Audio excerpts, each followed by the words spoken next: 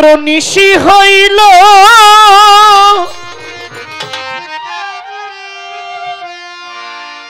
আমার নবীর কেউ না সঙ্গে ছিল ওরে করিতে গেলেন নবী ইসলাম জারি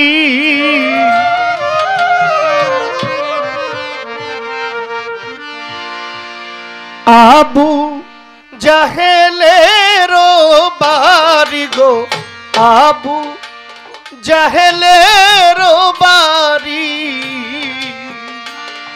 একদিন রাত্র নিশি হইল কেউ না সঙ্গে ছিল করিতে গেলেন নবী ইসলাম জারি আবু জাহেলের বাড়ি গো আবু জাহেলের বাড়ি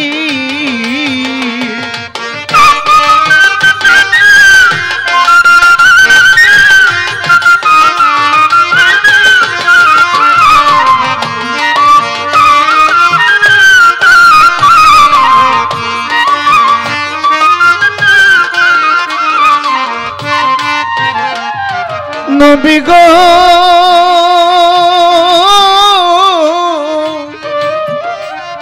যাইয়া চাচা বলে ডাকিল দরজা খুলে দিল নবীকে বসাইল যত্ন করি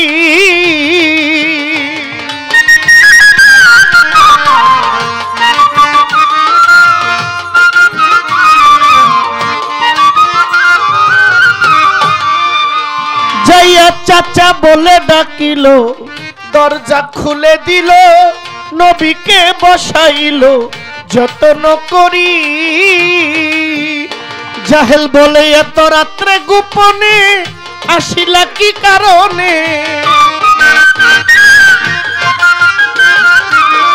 এত রাত্রে গোপনে আসিলে কি কারণে কি চাও ভাতিজা তুমি বলো তাড়াতাড়ি গো আবু জাহেলের বাড়ি গো আবু জাহেলের বাড়ি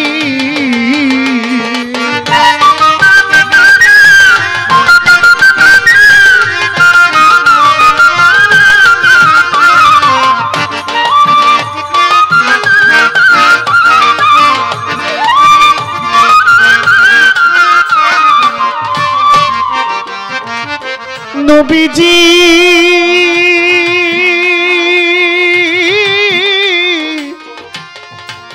ভাতিজা গো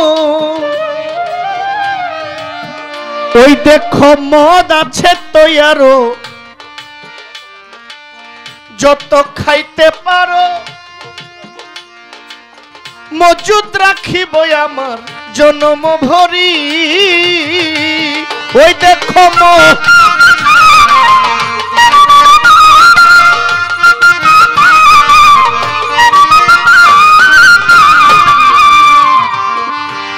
নবী গো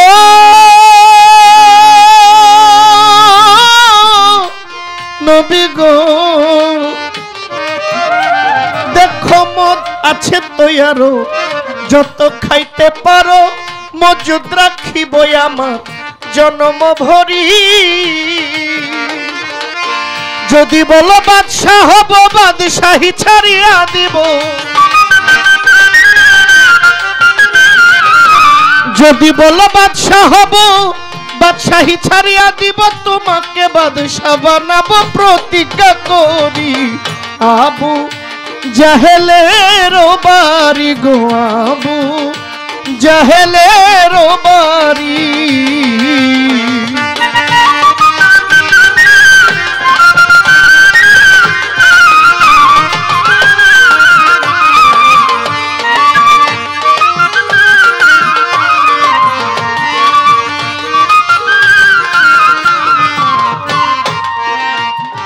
নবী গো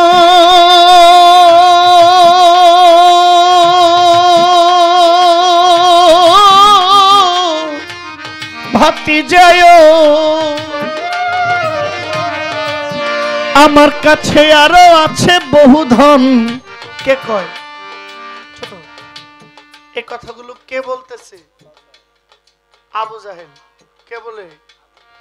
আবু জাহেল। কাকে বলতেছে? দয়াল নবী। দয়াল নবীকে আবু জাহেল বলতেছে যে কি ব্যাপার, এত গভীর রাতে কেন আসলেন? আমাদের সমাজে যারা নেতৃত্ব দেয়, যারা সমাজ পরিচালনা করে, একজন বিশিষ্ট নেতা আরেকজন নেতার বাড়িতে মাঝে মাঝে গোপনে যায় না, গভীর রাতে যায় না, কারণেই হোক অকারণেই হোক। তো আবু জাহেল হইলেন আরবের নেতা, আর আমার রহমতুল আলামিন হইলেন সমগ্র মাখলুকের নেতা। তাহলে আবু জাহেলের সাথে আমার নবীর তুলনা আছে? আছে নাকি?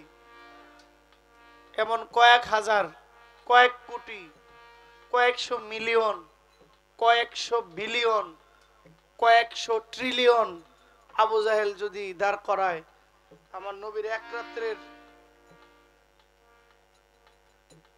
ইবাদত তো না, ওই আমার নবীর একটা পশমের যোগ্য হবে?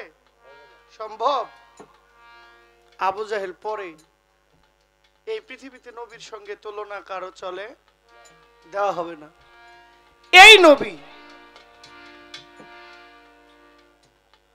আমাদের জন্য ইসলাম আনলেন, আমাদের জন্য সত্যের বাণী আনলেন, আমাদের জন্য হক পথ নিয়ে আসলেন।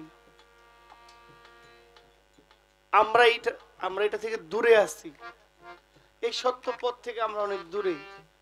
একেবারে আমি যদি হক কথা বলি, তাহলে আমার যারা বড় ভাইয়েরা গুরুজনরা আছেন বলবে যে ভূতের মুখে রাম নাম। ভূতের মুখে রাম নাম মানে এমন একটা জায়গায় আসি, না পারি কইতে, না পারি সইতে। গানটা একটু খেয়াল করেন। আর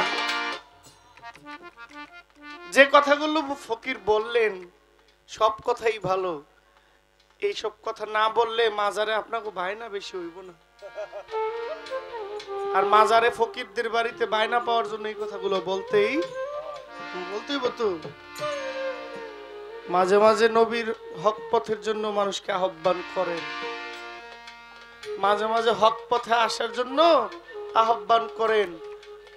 বলে আপনারা কি নামাজ পড়েন? আমরা হুজুরি কালবে নামাজ পড়ি। ভালো, রোজাটা কেমনে থাকেন?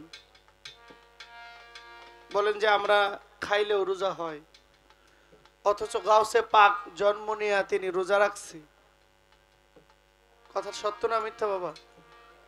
হযরত আব্দুল কাদের জিলানী দুনিয়াতে আয়েশা মায়ের দুধ পান করে নাই, ওনার জীবনী বলে। এটা তো আর আমার বানানো গল্প না। গাউসে পাক উনি সারা দিন মায়ের স্তনে মুখ লাগায় নাই, দুধ খায় নাই। উনি না খায়া শিশু রোজা ছিলেন, আর আমরা সারাদিন খাইলেও আমাদের রোজা হয়। কি রোজা? হুজুরি কালবে নামাজ পড়েন, তাহলে রোজাটা কেমনে?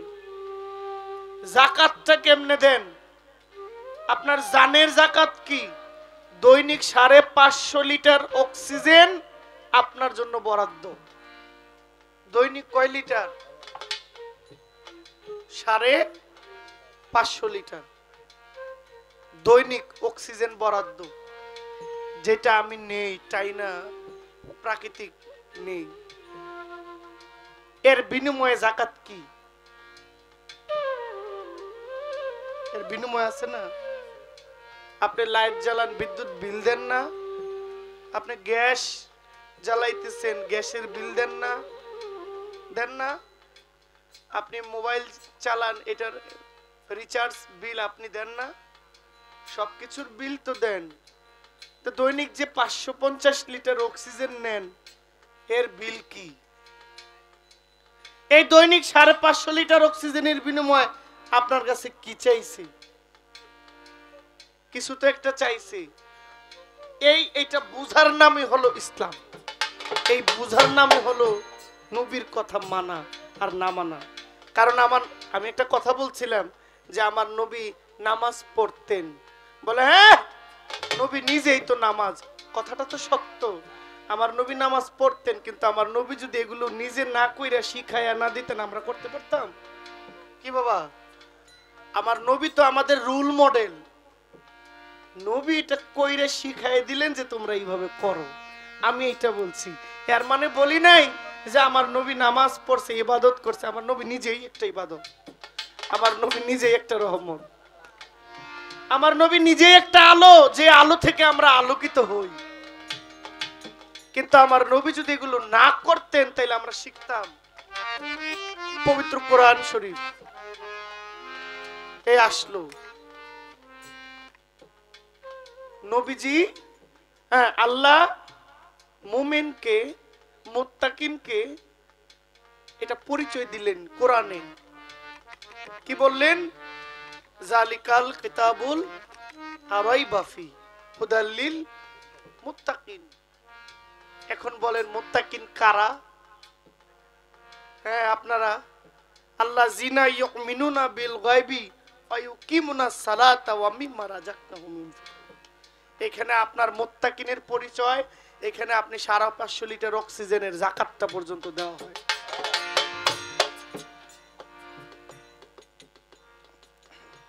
আপনারা তো মসজিদ ঘরে গিয়ে নামাজ পড়তে কই নাই, আপনি খেতে লাইলেই পড়েন না, এটা হলো আপনার ইচ্ছা। কি কথা ঠিক কিনা? আপনি একেবারে মসজিদে গিয়ে পড়বেন না, মসজিদটা আপনার থেকে দূরেও থাকতে পারে, বাদ দেন, আপনি যে অবস্থায় আছেন ওখানেই পড়েন না। আমাদের কসবার আড়াইবাড়ি দরবার শরীফের পীর সাহেব কেবলা উনি বলতেন, আপনি সুদ খান তো? সুদ খান না? কথার কথা, আপনি সুদ খান, হ্যাঁ, নামাজ পড়েন। আপনি জুয়া খেলেন, আচ্ছা নামাজটা পড়েন। আপনি চাঁদাবাজি করেন, আরে পড়েন না নামাজটা। আপনি সমাজ থেকে জুলুম করেন, অত্যাচার করেন, করেন, নামাজ পড়েন। ওই আল্লাহর সঙ্গে আপনার যদি প্রেম হয়ে যায়, দেখবেন একটা সময় আইসা আপনার না সুদ খাইতে মন চাইবো, না ঘুষ খাইতে মনে চাইবো, না অত্যাচার করতে মনে চাইবো, না গরিবের উপর জুলুম করতে মনে চাইবো। একটা পরিবর্তন আসবে আপনার মধ্যে, আসবে না? পরিবর্তনটা আনতে হইলে কি করতে হবে? আপনাকে নিশ্চয়ই ওই আল্লাহর দেওয়া যে সংবিধানটা, এটাকে আপনাকে আঁকড়ে ধরতে হবে। ধরলে না আপনার মধ্যে একটা পরিবর্তন আসবে। আমার নবী এত কষ্ট করে ইসলাম দিয়ে গেছে আমরা রে, আর আমরা এটারে মানে বেচ্চা খেয়া লাইতেছি।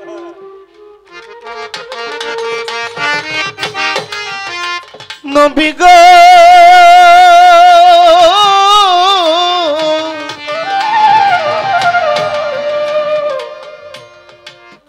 আমার কাছে আরো আছে বহু ধন, অমূল্য রতন, হীরা কাঞ্চন মণি মুক্তা দিতেও পারি। ওই আছে আমার কাছে বহু ধন,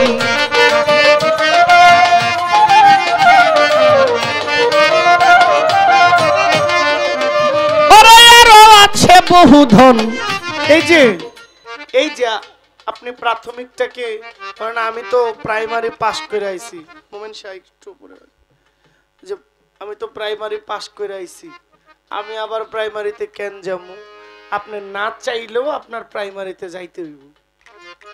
আপনি ভার্সিটিতে থাকেন তো মারফত, ওই আমাদের বাউল সমাজের একটা গান খুব পরিচিত আছে, মারফত হয় বিশ্ববিদ্যালয়, কি বুঝবে তত্ত্ব, শরীয়ত প্রাইমারির ছাত্র। এমন কিছু গান আছে যে গানগুলোর ইঙ্গিতে শরীয়তকে অবমাননা করা হয়, খাটো করা হয়, এক ধরনের ছোটই করা হয়। মারফত হয় বিশ্ববিদ্যালয়, কি বুঝবে তত্ত্ব, শরীয়ত প্রাইমারির ছাত্র।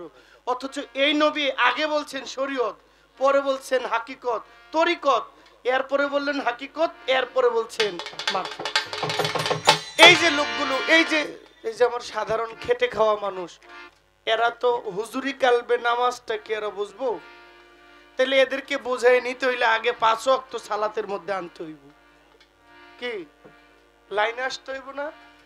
আপনার দরকার 40 mg বা 20 mg, আমি আপনাকে 500 mg দিলে আপনার অবস্থা কি হইব?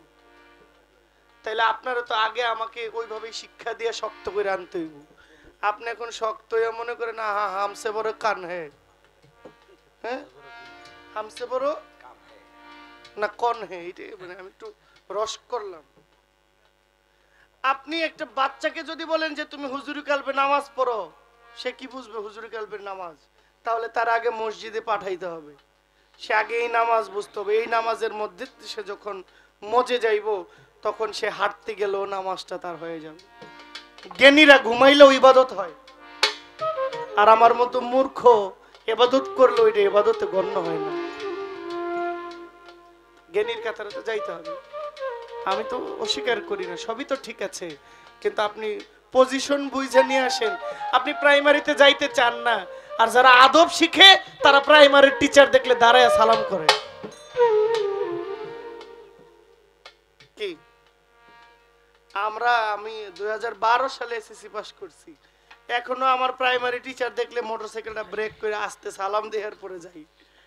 এটা আমার মনে চায় যে আমার শিক্ষক দাঁড়াই সালাম দেই তারপরে আস্তে করে যাই।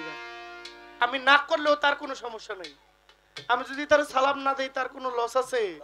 তাহলে তার কাছে আমি বেয়াদবি গণ্য হইব। আর আমি যখন তাকে ওইভাবে গ্রহণ করে একটা সম্মান দিয়ে যাব, তখন বলবে না রে, সে যত বড়ই হোক তার মধ্যে ওই আদবটা। ওই যে বলছি উঠতে যে সিঁড়ি নামতেও এই সিঁড়ি। আপনি যাওয়ার আগে আপনি যাদেরকে বললেন যে আমি এগুলো পাস করে আইছি আমার আর দরকার নাই, এরাই আপনাকে কাঁধে করে নিয়ে শোয়া দিব, এরাই আপনাকে দাফন করে ইসলামী রীতি রেওয়াজ মাইনা আপনাকে শেষ ঠিকানায় পৌঁছায় দিবে। এখন দাঁড়ায় উঠে বলবেন আমার নিদানের কালে তরিকার ভাই তোমরা আসিও, মোল্লা মুন্সি না ডাকিও। বাবা রশিদ সরকারের কার গান না? হ্যাঁ, এটা কইবেন আমি জানি, এগুলো তো আপনার সাধক কয়ে গেছে। তাদের যে ক্লাস, তারা সবাইকে সমান চোখে দেখে গেছে। এগুলো নিয়ে না বলি, আমার শ্যামল পাগলা আছে বলে হ্যাঁ কি করে।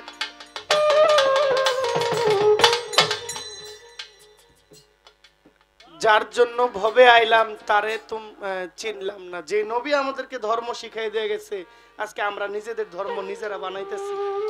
আমাদের ধর্মরা আমরা মডিফাই করতেছি, বানাইতেছি বিভিন্ন কায়দা কৌশল কইরা। আমি একটা গান গাইছিলাম যে সাধক হালিম বলে চুলের ফকির, তালের ফকির, অর্থের ফকির। এটা নাকি গীবত হইছে। আমি গীবত করি নাই, সমাজ ব্যবস্থাটা এইভাবে হয়ে গেছে, সত্যটা তুলে ধরছি। আপনিও তো বলছেন যে ফকরে ফকির, আলেমও জালেম। তবে ওই আলেম আমি না যে আলেম আমার নবী ওলিকে অসম্মান করে, ওইটা তো আমি না। ওইটা আমি আগেও বলছি, এখনো বলি, সামনে যারা যত জীবন গান করব এটাই বলবো যে আমি নবীরও ভক্ত, অলির ভক্ত। এর ভিতরে থেকে আমাদের ইসলামটাকে আমাদের বড় করতে হবে। এই যে মায়েরা আসছে সনাতন ধর্মের, হিন্দু মায়েরা, আমাদের ধর্মটাকে যদি কোনো স্বার্থের কারণে, পালার কারণে, কোনো কারণে আমরা যদি শরীয়তকে বুঝাই যে এটা তুচ্ছ, এটার দরকার নাই, ওরাই তো কইব যে দেখো হেরা হেরা লাগিয়ে দিচ্ছে, কি হইতো না? তাহলে আমাদের ধর্মটাকে আমরা হাইলাইট করব। পড়েন না লা ইলাহা ইল্লাল্লাহু মুহাম্মাদুর রাসূলুল্লাহ। আরে আপনারে সাতটা কি লাঠি, কয়টা লাঠি? 7টা লাঠি দিয়ে আপনাকে মন্ত্র পড়ে আপনার বড় সন্তান দিয়ে অগ্নিতে আপনাকে দিয়ে দিবে। আপনার চোখের সামনে আপনি অগ্নিতে ভৎস হয়ে যাচ্ছেন। আর আমার এখানে কি, আমার নবী শিখায় দেয়া গেছে যে তাকে তোমরা ধুয়ে মুছে গরম জলে, বড়ই পাতার গরম জলে গোসল করাইয়া আদরের সাথে। মরা মানুষ মরে গেলে এই দেহটারে লাইট থাইলেও কোনো কিছু হয় না, এটা তো মরা। কিন্তু আমাদের ধর্মের রেওয়াজ কি, যে এই মরাটারে যত্ন কইরা সোহাগ দিয়া আদর দিয়া এটাকে স্নেহ দিয়ে গোসল করাইয়া আতর গোলাপ মাইখা 3 টুকরার সাদা নতুন রঙিন শাড়ি পরাইয়া 4 জনে কাঁধে কইরা নিয়ে একটা সুন্দর ঘর সাজাই এই ঘরের মধ্যে দিয়ে আসছে। কত সুন্দর ইসলাম!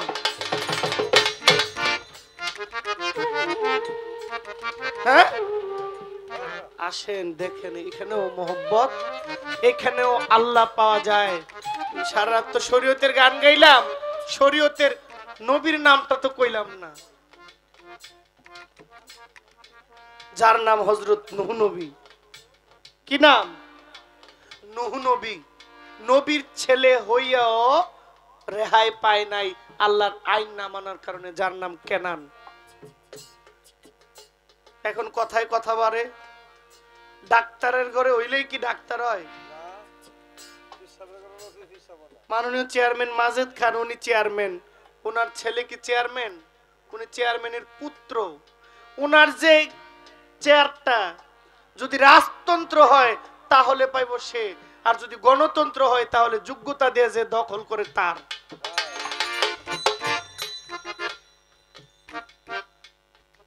আপনি এমবিবিএস ডাক্তার, আপনার ছেলের কাছে নিয়ে যদি সার্জারি রোগী সহায় দেই কেমন হইব? মারি লাইবেন তো।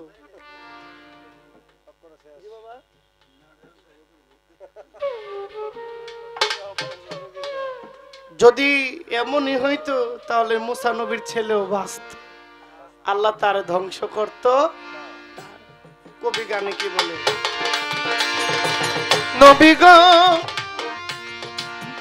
আমার কাছে আরো আছে বহু ধন, অমূল্য রতন, হীরা কাঞ্চন মণি মুক্তা দিতেও পারি। আরবের যত নারী দেখো পছন্দ করি, আরবের যত নারী দেখো পছন্দ করি, হাজির করাইতে পারি পরমা সুন্দরী গো আবু।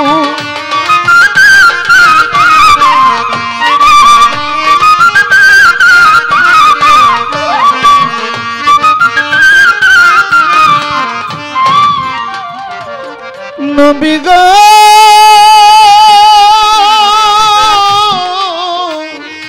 নবী গো আবু জাহেল আমার নবী বলে চাচাজি, আমি ধন দিয়া করব কি? শুধু একটা কথা রাখেন চাচা, অনুরোধ করি।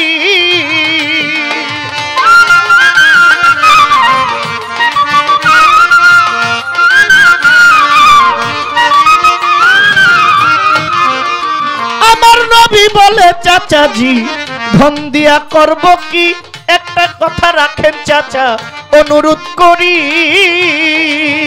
পড়েন লা ইলাহা ইল্লাল্লাহ মুহাম্মদ রাসূলুল্লাহ, লা ইলাহা ইল্লাল্লাহ মুহাম্মদ রাসূলুল্লাহ, একবার কইলে খুশি হইতে পারি গো আবু।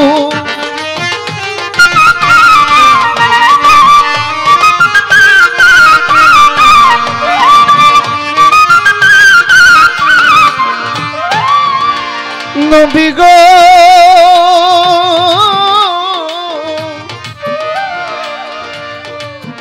আবু জাহেল এই কথা শুনিয়া হাতে লাঠি লইয়া নবীর মাথায় মারিল কয়েকটা বাড়ি। জাহেল এই কথা শুনিয়া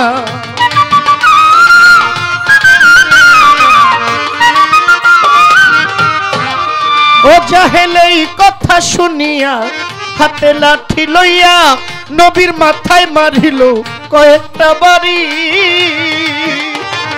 লাঠির বাড়ির আঘাতে মাথা গেল ফেটে, লাঠির বাড়ির আঘাতে মাথা গেল ফেটে, মাটিতে খাইলেন গড়াগড়ি গো আবু।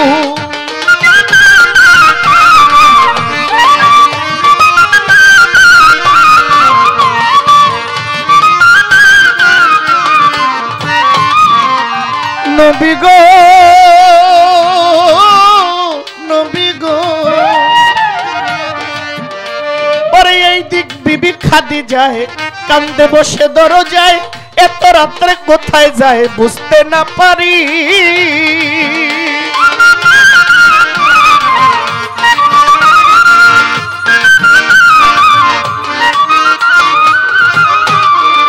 পরে এই দিক বিবি খাদিজায় কাঁদতে বসে দরজায়, এত রাত্রে কোথায় যায় দয়াল নবীজি? নবী কানতে কানতে আসিল, খুলিয়া বলিল,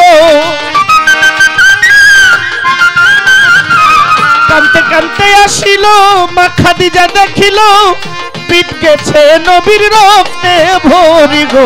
আবু জাহেলের বাড়ি গো, আবু জাহেলের বাড়ি।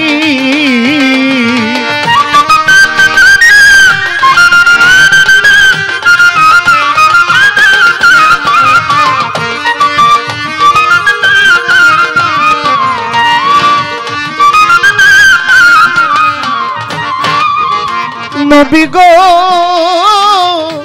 নবী গো, খাদিজা কয় কে কইরাছে এমন কাম?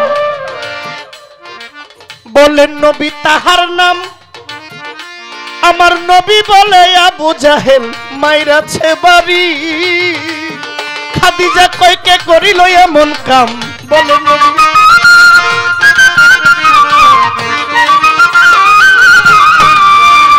নবী গো,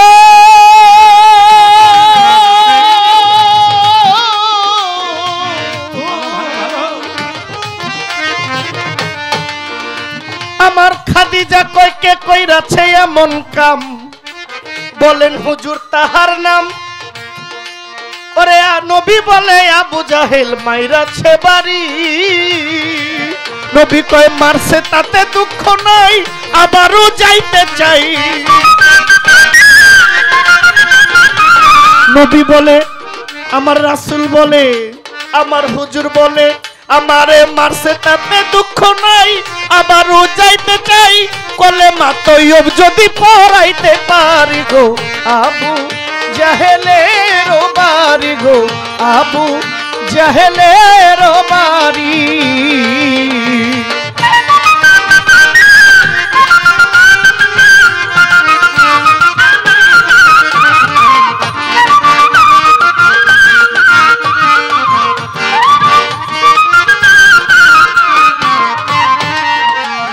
নবী গো,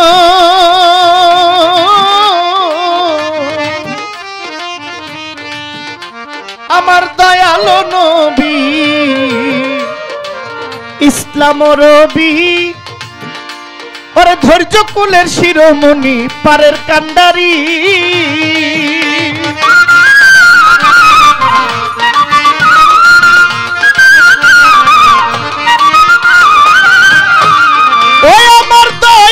নবী ইসলাম রবি, ওরে ধৈর্য কুলের ফুরমণি, আমার পারের কান্ডারি। পাপি আলাউদ্দিন কান্দে বইয়া, তুমি খুদার কাছে গইয়া। আলাউদ্দিন কান্দে বইয়া, তুমি নবীর কাছে কইয়া আমায় নিও উদ্ধারিয়া পাশে নকরি গো, আবু জাহেলের বাড়ি গো, আবু জাহেলের বাড়ি।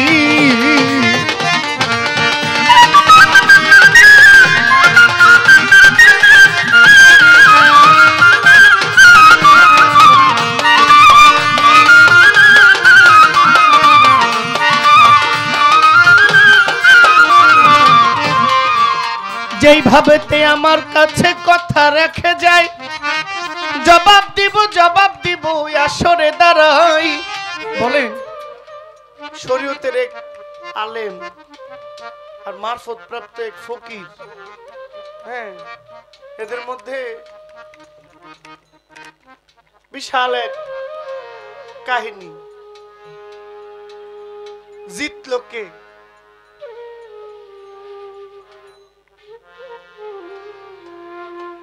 এখানে আল্লাহ নিজেও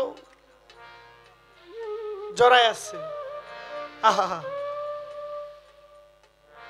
এটা প্রশ্ন না, মানে এটা আমার মুখ দিয়ে বলাইব যে মারফতটাই বড়, বুঝেন না? এটা একটা কৌশল, এটা একটা চালাকি। মারফতের ফকির কে? অথচ শরীয়তের আলেম হারছে, মারফতের ফকির জিততে গেছে। মানে প্রশ্নটা ডক এমন, এর মানে উনি জিতবো।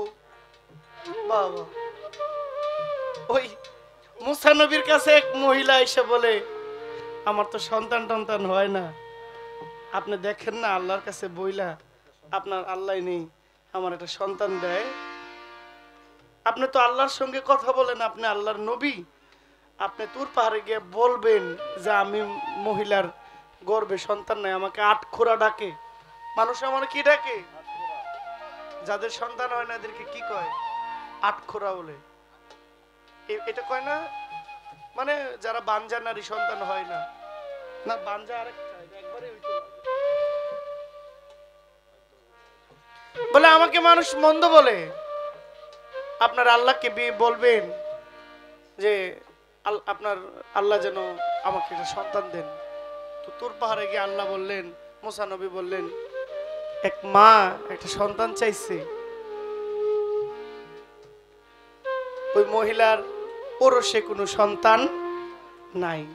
তো আল্লাহ না করে দিছে যে ওই মহিলার কোনো সন্তান হবে না, তার গর্ভে তার জরায়ুতে কোনো সন্তান নাই।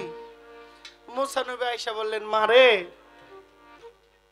তোমার গর্ভে কোনো সন্তান নাই, আল্লাহ বলছে কোন সময় তোমার সন্তান হবে না। মহিলা কাঁদতে কাঁদতে বাড়ির দিকে যায়, রাস্তায় এক পাগলের সাথে দেখা। পাগল বলে, কান্দো কেন? বলে, ওই মুসা নবীকে বলছিলাম একটা সন্তান আল্লাহর কাছ থেকে চাইয়া দিতে, না করছে, আমার ওরসে কোনো সন্তান নাই। এটা অনেক বড় সংলাপ, বড় কাহিনী। ওই পাগল বলে, হে আল্লাহ, আমার ওরস হইতে একটা সন্তান ওই মারে দিয়ে দিন।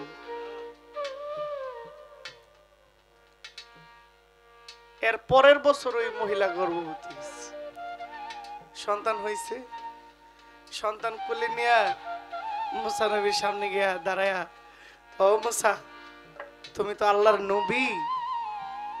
মুসা, আমি একটা সন্তানের জন্য তোমার কাছে আসছি, একটা সন্তান আমি পাইলাম না, আমারে তো খালি হাতে ফিরাই দিলা। তুমি আল্লাহর কাছে গিয়ে কথা কও, আল্লাহ বলল আমার কোনো সন্তান নাই, আমার জরায়ুতে, আমার গর্ভে সন্তান নাই। মুসা, এই যে সন্তানটা, এটা আমার গর্ভের ধন, এটা আমার গর্ভের সন্তান। ও মুসা, তুমি কোন আল্লাহর সাথে কথা কও? যে আল্লাহ সন্তান না করছে, আবার হে আল্লাহ সন্তান দিছে। আমারে দিছে কোন আল্লাহ? তোমারে না করছে কোন আল্লাহ? মুসা নবী তো লজ্জা পাইল, বলে এটা কোন কাম হইল? হ্যাঁ, তোর পাহাড়ে গিয়া বলে যে আপনি আমার এইভাবে একটা শরম দিলেন। কি শরম দিলাম? আপনি কইলেন মহিলার সন্তান হইব না, আপনারটাই তো আমি গিয়ে মহিলারে কইলাম যে মহিলার সন্তান হইব না। তো মহিলা এখন আইসা বলে তার সন্তান হইছে। আপনি নাই বা করলেন কেন? দিয়া আমারে দোষী নাই বানাইলেন কেন? আচ্ছা মুসা, খুব ইচ্ছা হইছে মানুষের মাংস, গায়ের খুব কোমল নরম মাংসটা খাওয়ার জন্য, খাইতে ইচ্ছা হইছে। তো মুসা নবী কয়, এটা কোনো কাম? এটা আপনি কোন কথা কন? আপনি আল্লাহ, আপনি খোদা, চাইলে সব আপনার হাতের কাছে। আপনি চাহিবা মাত্র পৃথিবীর কোনো কিছু নাই, তা কিছুই, সবই আপনার সৃষ্টি। আপনি নিজে বলেন যে আপনি মানুষের নরম গোশত খাইবেন, মাংস খাইবেন, এটা কোনো কথা? কয়, হ, আমার খুব ইচ্ছা হয়েছে। এখন মুসা নবী এক হাতে একটা থালা আর এক হাতে একটা ছুরি নিয়ে খালি ঘুরে, আর যারেই পায় কয় একটু মাংস দাও। কেন? আমার আল্লাহ চাইছে। মুসা নবীরে মানুষ পাগল কয়, যে যার কাছেই বলে তার কাছেই মুসা নবী হাসির পাত্র। মানুষ খালি হাসে, কয় দাও মুসা নবী আল্লাহর একজন পয়গম্বর, সে মানুষের গোশতের লেগে খুঁজে আল্লাহ নাকি চাইছে। একবারে খুঁজতে খুঁজতে হয়রান, আর পাইতেছে না। গিয়ে দেখে এক পাগল, মজ্জুম পাগল, খুব ভাবের হালতে আছে। ওই পাগলের কাছে গিয়া সামনে দাঁড়াইলেন। ওই পাগলের কাছে চায় নাই, ওই পাগল বলছে, ইচ্ছা করেই বলে কি, আল্লাহর নবী আপনার হাতে দি প্লেট, হাতে চাকু, কেউ দেয় নাই? মুসা নবী কয়, আমি কিসের খুঁজে আছি এটা আপনি কেমনে জানলেন? আমি প্লেট নিয়া, চাকু নিয়া কিসের জন্য খুঁজতেছি আমি তো আপনার কাছে কই নাই, চাইও নাই যে আমাকে আপনি এটা দেন। তাহলে আপনি এটা বুঝলেন কিভাবে? আমি কিভাবে বুঝলাম সেটা জানার কোনো দরকার নাই। তোমার খোদাই যেমন মানুষের গোশত খাইতে চাইছে, দাও ছুরিটা দাও। ওই পাগলা নিজের অঙ্গের একেবারে সবচেয়ে প্রিয় যেটা কলিজা, যারা ওই যে বলছেন আল্লাহর নাম নিতে নিতে আল্লাহর লয়ের সাথে মিশে গেছে, তার দেহই কি, তার মাথাই কি, তার পাওই কি, সবই তো আল্লাহময় হয়ে যায়।